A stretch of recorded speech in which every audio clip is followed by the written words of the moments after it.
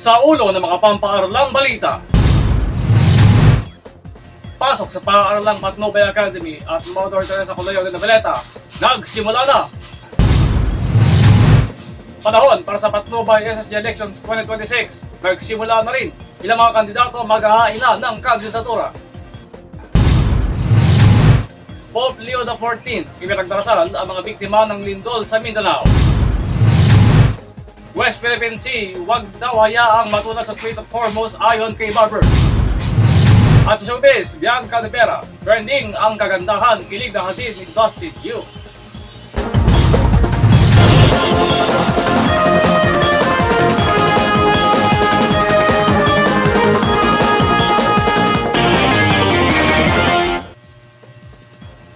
Magandang gabi po, ito po ang Campus Watch Primetime. Ito po ang inyong lingkod, Arkin Juan David Cabiao. Mga ka-campus, pasok sa paaralang Patnubay Academy at Mother Teresa Colegio de Noveleta, nagsimula na.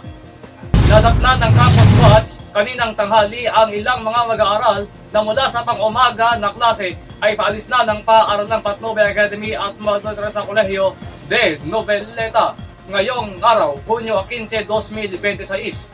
Nagsimula naman kanina ang panghapon na klase para sa mga baitang 9, 10, 11 at 12. Kaninang umaga ay sinimulan din ang flag ceremony sa dalawang paaralan, pudyat at pagsisimula na ng klase. Samantala, ilang mga paaralan na kasapi ng Mother Teresa Colegio Group of Schools sa OMDCGS sa Mindanao ang wala pa rin katiyakan kung kailan magsisimula ng pasok bunsod ng epekto ng magnitude 7.8 na lindol na tumama sa rehiyon kamakailan.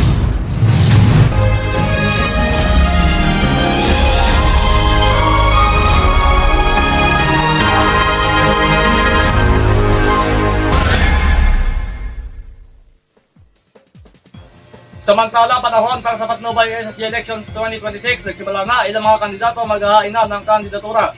Naglabas na ng panununan ng paaralang Patnubay Academy at Mother Teresa Colegio de Noveleta ukol sa paparating na Patnubay SSG Elections 2026.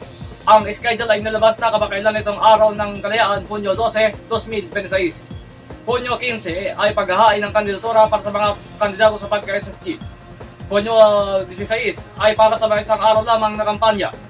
Hunyo 17 ay meeting de avance ng mga kandidato sa SSG. Hunyo 18 hanggang 19 ay araw ng halalan sa SSG at pagkatapos ng SSG election sa Hunyo 22, 2026 naman ay paghahalal sa mga club officers sa mga club ng paaralan. Samantala, Pope Leo XIV ipinagdasal ang mga biktima ng lindol sa Mindanao. Nagpaabot si Pope Leo XIV ng kanyang pakikiramay at panalangin para sa mga Pilipinong naapektuhan ng magnitude 7.8 na lindol na yumanig sa Mindanao.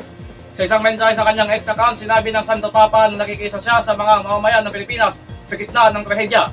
Matatandaang nangyari ang malakas na lindol nitong Hunyo 8, 2026. Susunod, West Philippine Sea, huwag daw hayaang matulad sa Strait of Hormuz ayon kay Barber. At sa showbiz, Bianca de Vera, trending ang kagandahan, kilig na hatid ni Dustin Yu. Dating na sa pagbabalik ng Campus Watch. Ay, di ka balik. Campus Watch Primetime.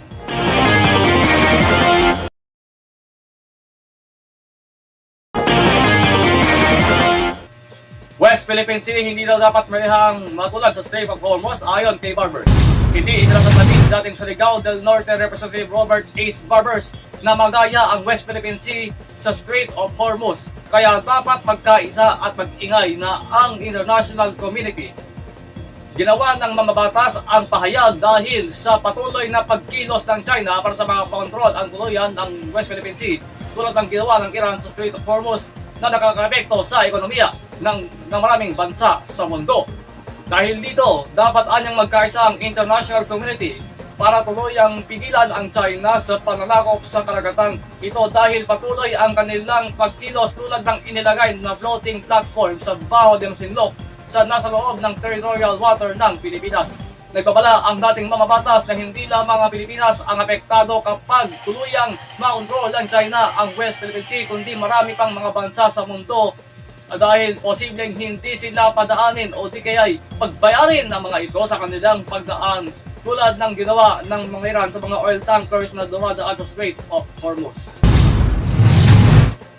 Sa showbiz, Bianca de Vera trending ang kagandahan, kilig na hatid ni Dustin Yu. Muling pinag-usapan ng mga netizen ang actress at rising star ni si Bianca de Vera matapos ang kanyang pagbisita sa sikat na noontime show na pinangunahan ni Vice Ganda na It's Showtime.